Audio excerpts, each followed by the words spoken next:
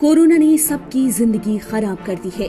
ऊपर से लोगों की लापरवाही इन दिक्कतों में इजाफा कर रही है। अगर भारत की बात करें तो यूके स्ट्रेन इस समय भारत में हाहाकार मचाने में लगा हुआ है। हालात कुछ इस तरह बिगड़े हुए हैं कि हर रोज 1.5 लाख से भी ज्यादा नए केस देखने को मिल रहे हैं। अस्पतालों के बाहर लोग इलाज के लिए इंतजार में हैं, तो वहीं श्मशानों के बाहर अंतिम संस्कार के लिए लोग इंतजार कर रहे हैं। हालात पर काबू पाने का रास्ता नहीं दिख रहा है। कोरोना के कुछ नए वेरिएंट के बारे में आज हम बात करेंगे और उससे पैदा हुए हालातों का भी हम इस वीडियो में जिक्र करेंगे। लेकिन उससे पहले अगर आपने हमारा चैनल सब्सक्राइब नहीं किया तो जल्द कर लें, बेल आइकॉन दबाना बिल्कुल न भूलें। अगर आप हमें फेसबुक पेज पर देख रहे हैं तो हमारा पेज जरूर लाइक करें। दरअसल इस बात से सिरदर्दी बनी हुई है कि यूके स्ट्रेन से किस तरह से निपटा जा सके, जिसकी जद में अब काफी हद तक ब्रिटेन ने पार पा लिया है। गौर करने वाली बात है कि नए स्ट्रेन से कई देशों में कोरोना ने रफ्तार पकड़ी। भारत में 12 अप्रैल को 1.61 लाख नए केस आए और 13 अप्रैल को 1.85 लाख। पूरी दुनिया में ये आंकड़े सबसे ज्यादा हैं। भारत में ऐसे हालात हैं कि गुजरात के सूरत में होने वाले लगातार अंतिम संस्कार से शवदाह गृह की चिमनियां पिघल गईं। आखिर कहां से आया कोरोना का ये नया स्ट्रेन? 15 दिसंबर 2020 के दौरान ब्रिटेन में इस नए स्ट्रेन को ट्रेस किया गया और नाम यूके स्ट्रेन दिया गया, जो कि काफी ज्यादा इन्फेक्शन फैलाने वाला है और इसके असर भी देखे गए।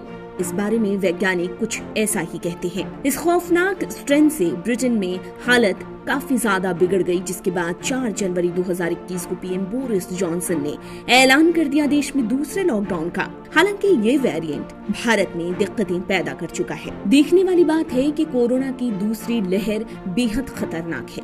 बच्चे और किशोर कोरोना से संक्रमित हो रहे हैं। 2 लोगों में कोरोना वायरस एक तरह के लक्षण नहीं छोड़ता और बच्चों पर भी यही बात लागू हो रही है। WHO के एक्सपर्ट्स इस बारे में क्या मानते हैं? दरअसल एक्सपर्ट्स की माने तो बच्चों में कोरोना के लक्षण वयस्कों से अलग हैं। वैसे कोरोना संक्रमण के कई और लक्षण ऐसे भी हैं जो दूसरे संक्रमण के जैसे हैं, तो ऐसे में पेरेंट्स को सतर्क रहने की जरूरत है। बच्चों में इन्फेक्शन के लक्षण बहुत हल्के दिखते हैं, पर उनके लंबे वक्त तक पीड़ित रहने के चांसेस हो सकते हैं। तो ये जरूरी है कि बच्चों को हल्का बुखार होने पर ही डॉक्टर से कंसल्ट किया जाए।